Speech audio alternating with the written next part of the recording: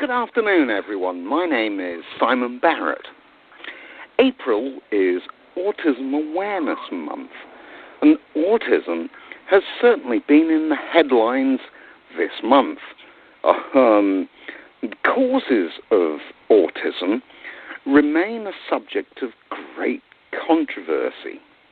However, the data from the CDC shows the statistics of incidents of autism are rising at an alarming rate.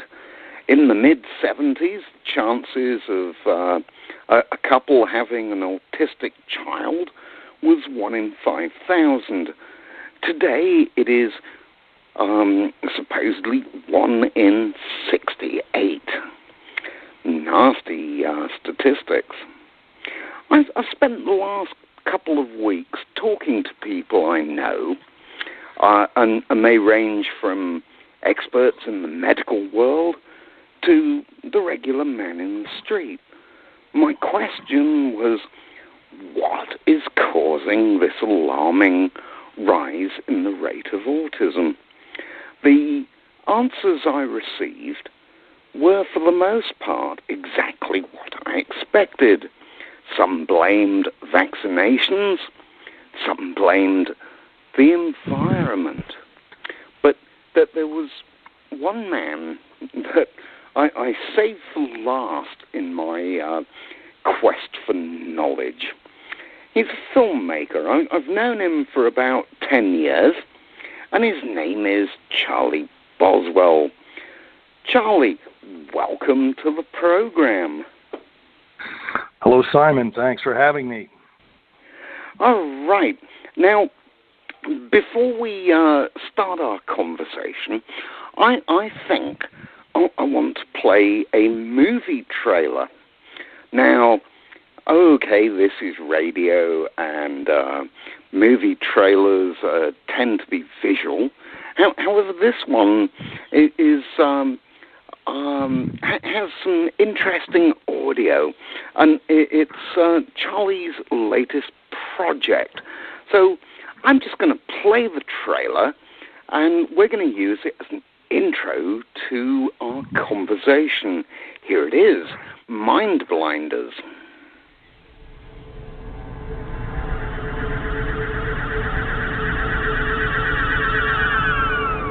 Early in the 20th century, the high priests of space-time and subatomic physics opened a door. During the next 100 years, human DNA was optimized to create more autistics, to serve the global technocracy. This became known as the age of quantum eugenics. One woman now stands between humanity and darkness forever.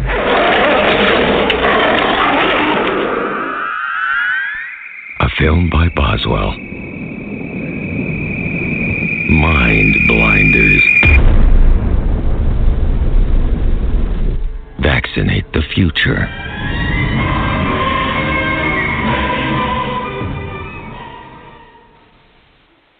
Okay, Charlie, I first met you some 10 years ago. I know you're an electrical engineer, a musician, a writer, and the owner of a bunch of patents. And here you are. Suddenly, you're thrust into the world of autism, or autism and Asperger's. Where on earth did this idea come from? Well, Simon, it's a long story, as they say. You know, I've been making movies since I was a kid back in the Midwest. I grew up in the boyhood home of Walt Disney in North Missouri, and I've always been involved in, basically trying to entertain myself. If others were amused, that was cool too. But I dropped out of music school after about a year and a half and went to engineering school and spent, about 35 years in the high technology industry. The last 15 of which I was involved in evangelizing technology into the Hollywood sphere, as well as with directors like Robert Rodriguez in Austin, Texas, and the Lucas Ranch up in Marin County in California. And so during this sort of circuitous route from filmmaking to engineering and back to filmmaking, I, was amazed at the way technology was sort of non-intuitive, if you will, and under the premise that, all of us technology guys are so brilliant. If that's the case, why can nobody actually use the stuff? And it became very apparent, as you see the technology begin to invade the creative marketplace.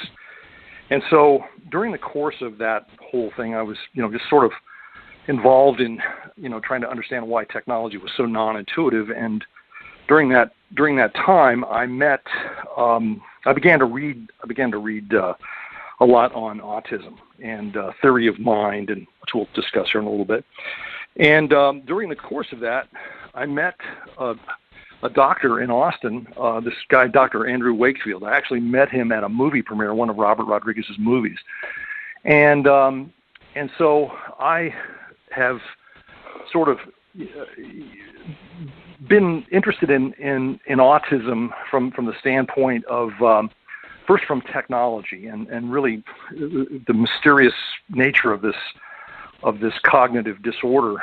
How it is that it almost seems to pervade my industry in the world of tech.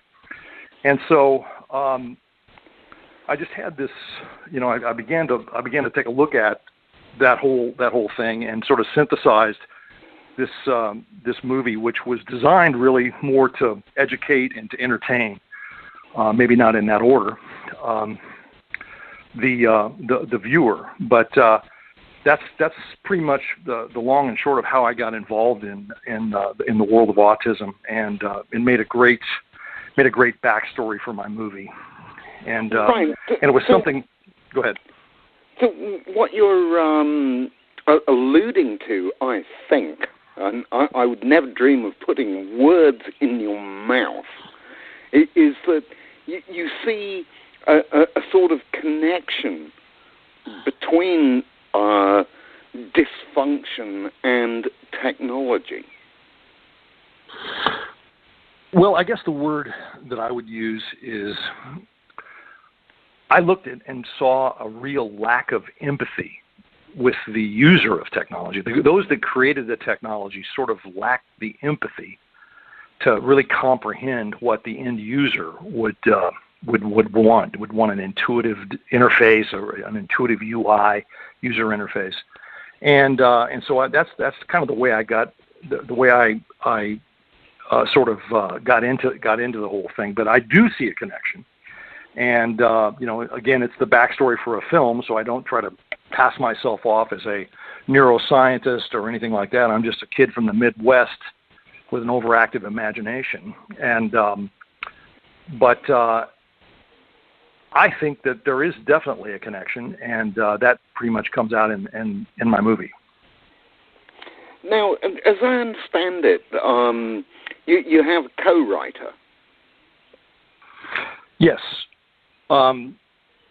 His name is James Ellis Moore, and he's more of a professional screenwriter guy. I'm really responsible for the world building, if you will. The concepts of technology and actually bringing in some of these concepts that I will talk about here in a second, that you seem to find interesting within context of what you're doing on your research on autism. And so there's two of us. There's James Ellis Moore from the standpoint of just screenwriting, and then me for the world building, and that's pretty much the way it breaks down. Okay, now your movie is called MindBlinders. I'm fascinated. I think I know the answer, but I would like to hear it from from you. What is mind blindness, and how does it manifest itself? Well, mind blindness is the sort of the technical term for one of the unifying characteristics of an autistic person, or a person that's on the spectrum. They really speak of autistic people being on a spectrum of this developmental disorder. Some are called high functioning autistics, others are at another place on the spectrum. But one of the things that they all have in common is sort of a propensity for this condition called mind blindness, which is really the inability to share another person's mind or emotions. And if you can imagine what that would mean, it would mean that you couldn't put yourself in someone else's shoes. You wouldn't understand a social cue when the classic close talker. Like you wouldn't understand that you're actually invading somebody's space. And so, mind blindness is a characteristic, or is a cognitive disorder where the theory of what's called the theory of mind is missing. The ability to sort of mentalize about another person's emotions or states. Again, another way to roll it all up is just a chronic lack of empathy with that surrounding you. And it also is even more devastating than that, is your own ability to be self-aware is limited. And so my movie sort of conceptualizes this as a global condition that's being brought about, if you will, by the high technology industry. And this is when it gets controversial. Right. So, playing with words, if you will, mind blindness, you could call a singularity of purpose. All right. The mind-blind person is singular. He's a man on his own island. Would I pretty be much correct in? That is correct. The word, autism, the root word there is auto, or just so like the man on the island. And you mentioned sort of narrow interest, and that's a very key concept here. Is that Uta Frith, one of the great researchers in this field. She's a German neuropsychologist or psychoanalyst. She talks about the mind blind person sort of having what's called a weak central coherence, or really not being able to connect big dots, or not being able to see the big picture. So they're more or less very focused, and they actually seek the safety of narrow interests. And as you can imagine, in high technology, that's the ultimate petri dish for narrow interests. A computer is an introvert's best friend, and there's another way to put this. But high technology, by its very definition, is narrow interests, and so that's the backdrop for this film. The focus versus being able to connect the big picture, kind of a cognitive warfare, if you will.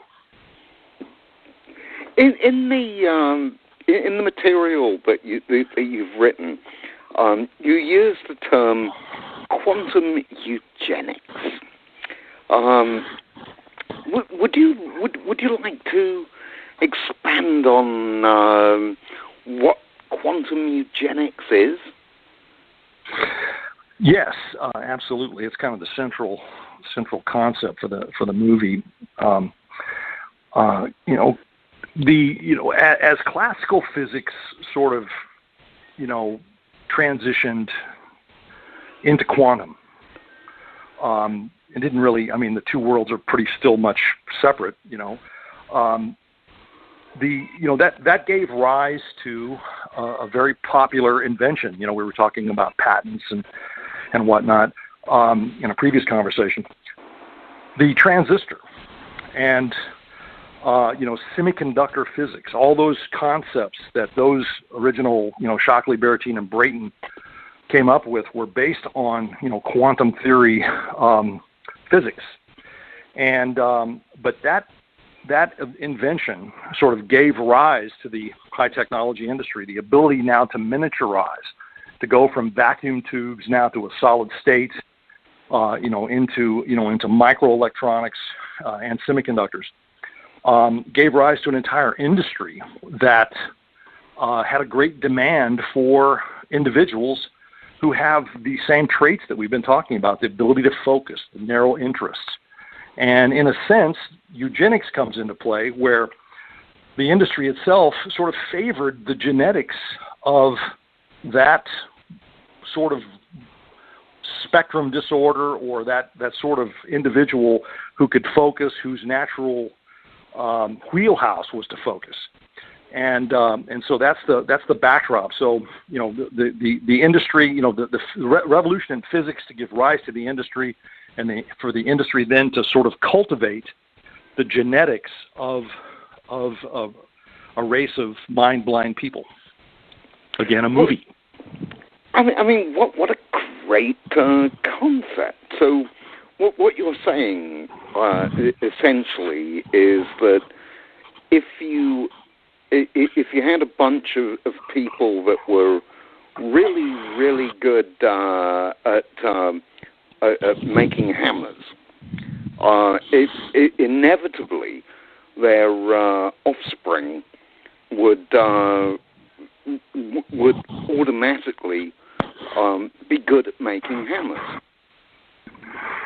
Well, what you're getting at here is what are the genetics of autism, and this is a topic that usually invokes a lot of emotional responses, but there's a very strong genetic connection in autism. A famous autistic person made the claim that without the genetics of autism, there would be no Silicon Valley.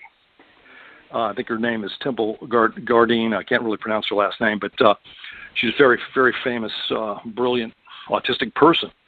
And so you're absolutely right. Through twin studies and just natural selective breeding, this movie concept sort of portrays a world where the genetics of autism or mind blindness have been favored by the macroeconomics of the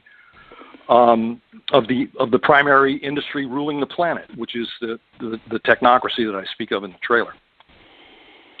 And so that's the hook. Right. Well, let's talk a little bit about Shockley. You mentioned him. The transistor was born 60-something years ago. Yeah, 1947. Do the math for me. Right. Okay. It's pretty damn close to long time ago. Now, you in your trailer, you have a fabulous graph. I looked at it, and in my mind, it married Moore's law and the rise of autism. I know that you don't really use Moore's law. You just talk about the number of transistors. Would you like to Sure. expand on that graph?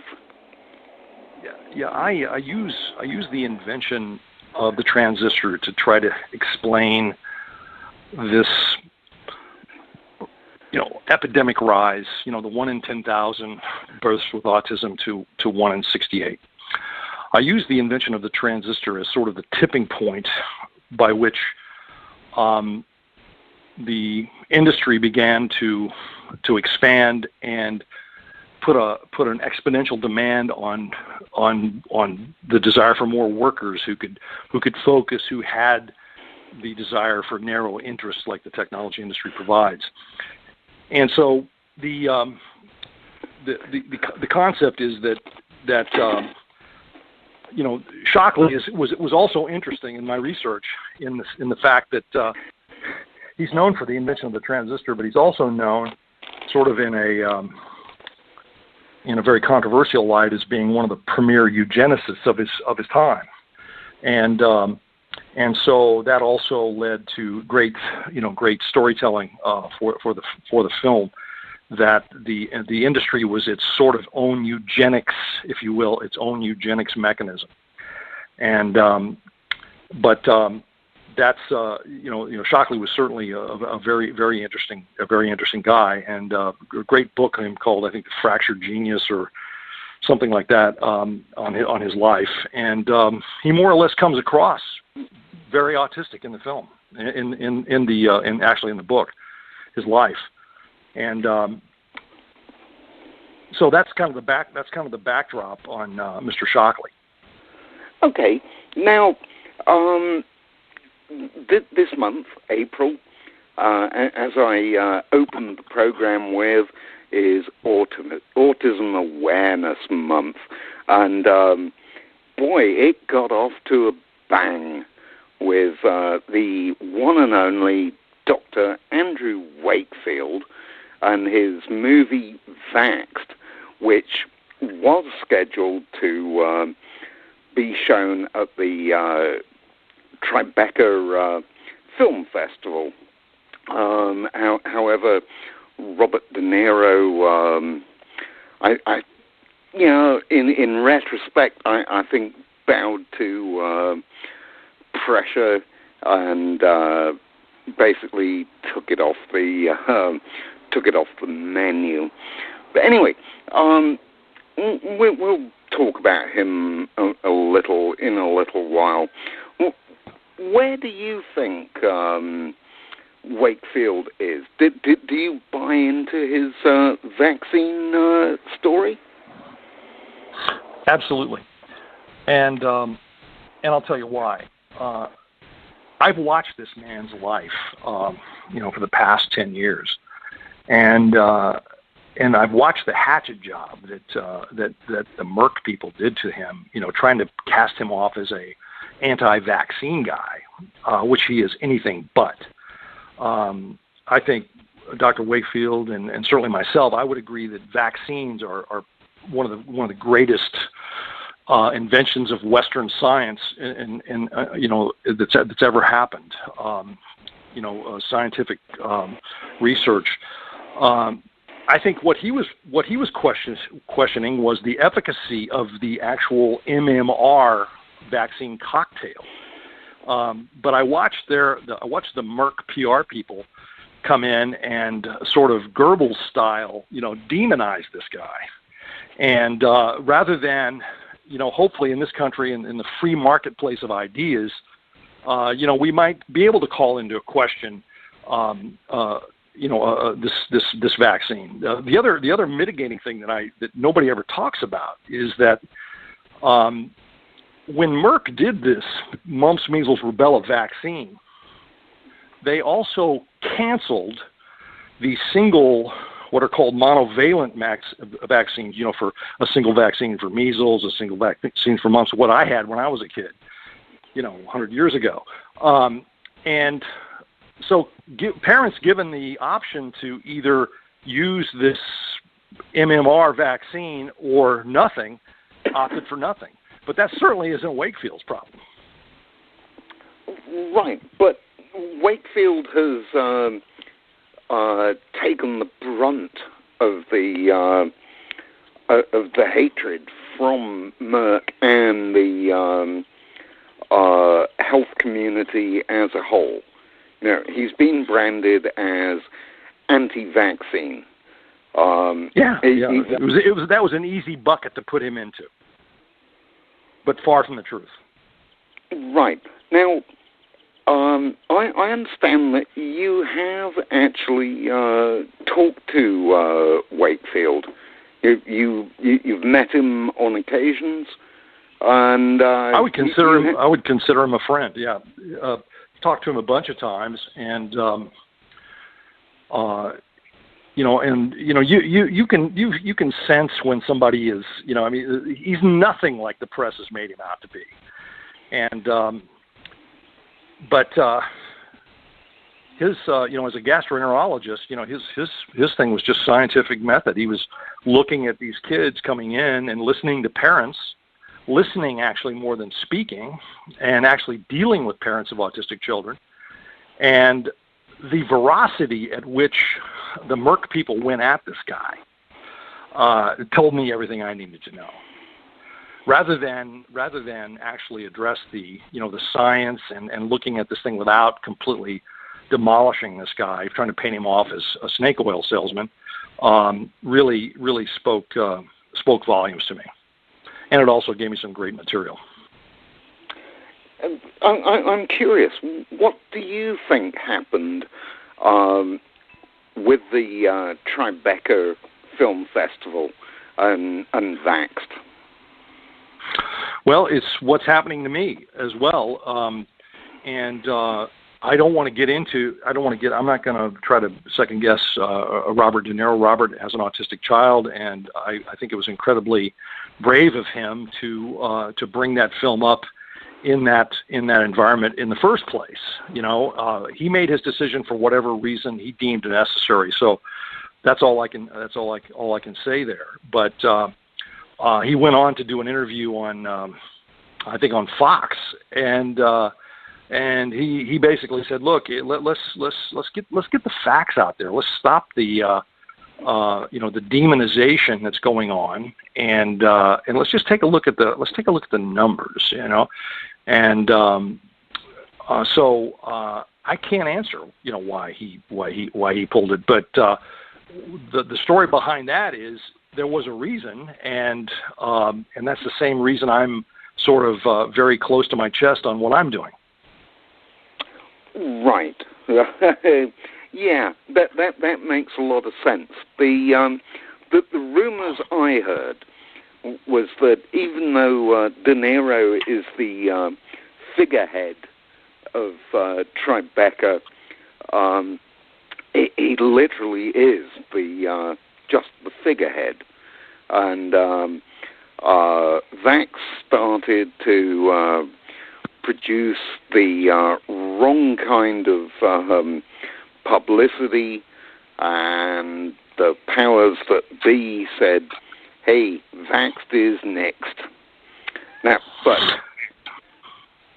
Well, follow the money. And, I would like to say that, in my research, even before I got into all this stuff, I really like the way the medical community was organized. Just in a pure sense, you have the School of Medical Research, which is pure research for vaccines, for cures for cancer, et cetera. But you also had, on the flip side, you had medical practice, which that world, that camp, was always focused on the patient, the gestalt, of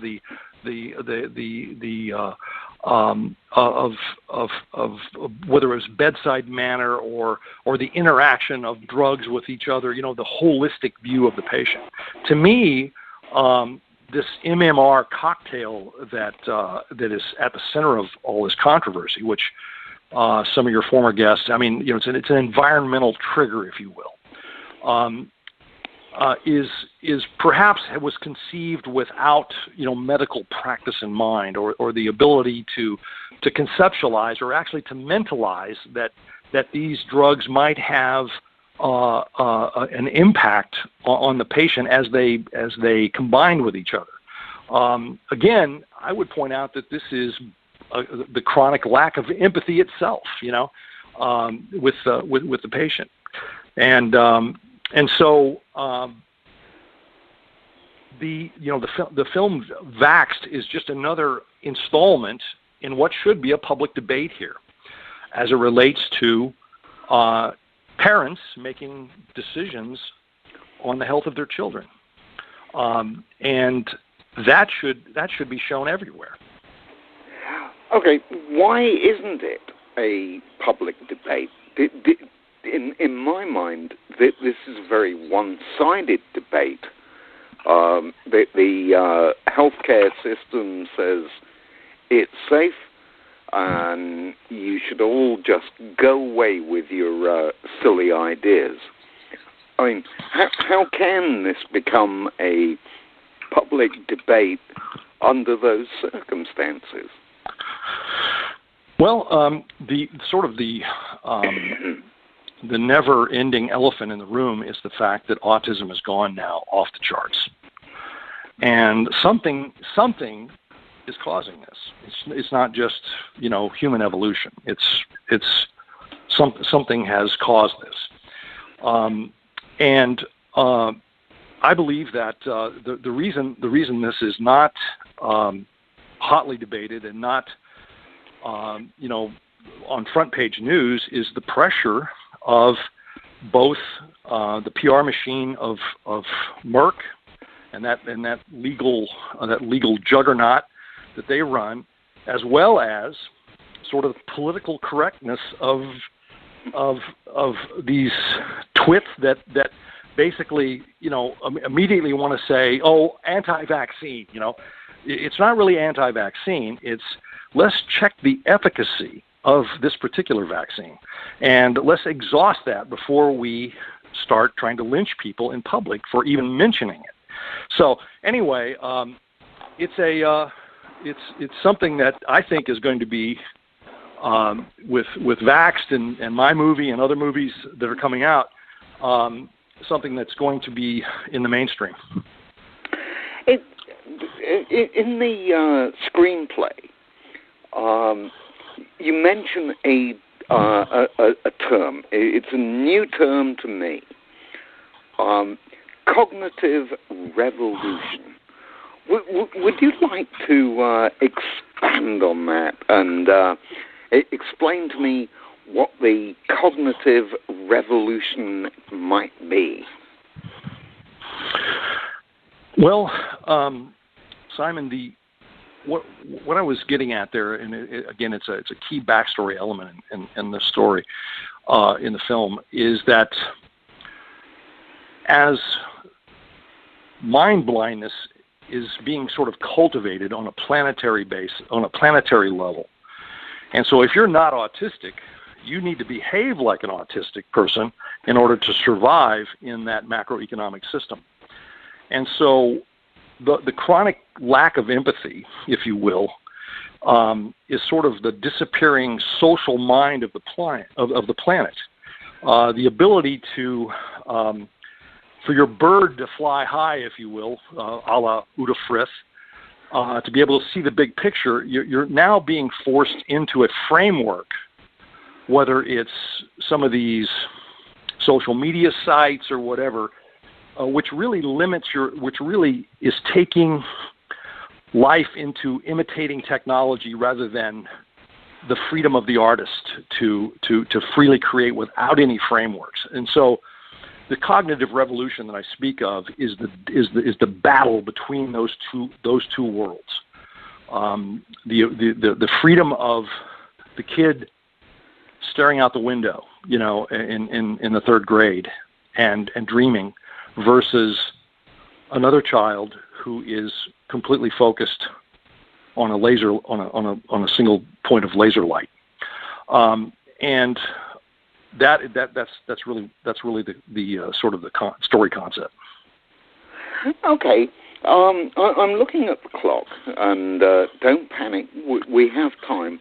I want to play a little piece of music. I believe you wrote it, and I also believe you plan on using it for the closing credits. It's only a minute 48. Before you play that, to finish off that last point about the cognitive revolution, Uta Frith, who I would recommend people read if they want to understand more of the deeper points, finer points of the autistic mind, used a concept or sort of a metaphor about your mind should be able to behave like a bird and not be limited to anything, be able to fly high and see the big picture. So before as you cue the music, I would say to all the technologists out there, I would ask one question: how high does your bird fly? That's a very good question. Well, let's play it and we can talk about it on the other side.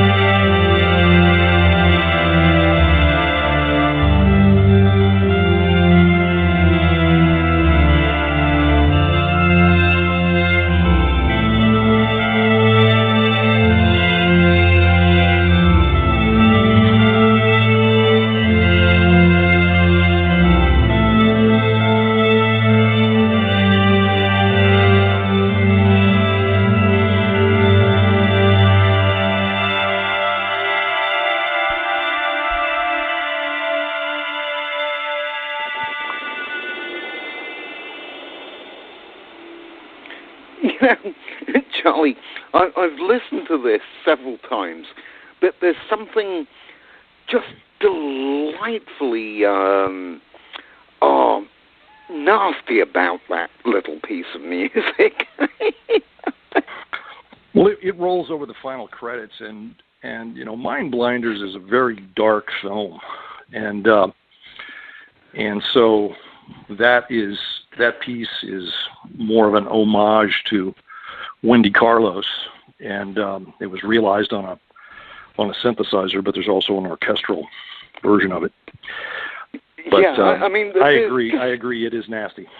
Yeah, there's something that just makes you want to jump back. Oh no, not me! I'm going to hide under the covers.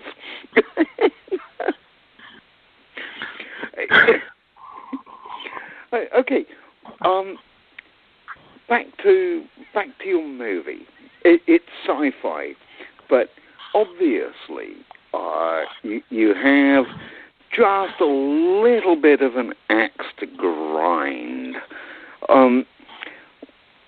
What is your main objective? Where would you like to see this movie go?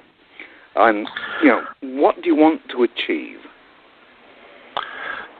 Well, if I can do anything to raise the awareness of the plight of the autistic person or the parents of autistic children, and motivate parents to question these so-called flawless government institutions, again, in this free marketplace of ideas, every question is relevant. And if I can do anything with this film, is to get people to ask questions. And I would doubt everything. If the skeptic is honest and honestly seeks the truth, they'll find the truth. But to be keelhauled in the public domain because you question one of these sacrosanct government institutions that is you only allow that to happen. It should, you do that at your own, with making your own decision. And so the movie is designed to entertain and to educate and to possibly motivate, to ask questions. Any good movie, any good book should always motivate people to ask questions. That's all I ever want out of a book or a movie. It's early days. Do you want to ballpark when the movie might hit the streets, hit the big screen? Well, provided we're not firebombed anytime soon or sued out of existence, I would say late this year, early next year. Perfect. I'm looking forward to it. Charlie, this has been delightful. I've saved a couple of minutes for any parting thoughts you might have to share with us. Well, as it relates to, the average person, whether it's a parent of an autistic child or a man in the street, to be able to call into question these government organizations or corporations, even, you should never be afraid. You should never be afraid to do that, because effectively these are just entities that are made up of regular people, just like you and I. Most of them are highly agendized, but they're not in possession of all knowledge. And so, question. Yes. And the more questions you have, the better you understand. Charlie, it has been absolutely delightful to catch up with you. Did you realize that it's been 10 years we've been chatting? I did not realize that. My word. Well, I guess we're getting old. The older you get, the faster time flies. Well, as they say, it's not the years, it's the miles. And so right. I feel only 1,000 years old. Okay. Charlie, as I said, this has been delightful. Let's talk again soon.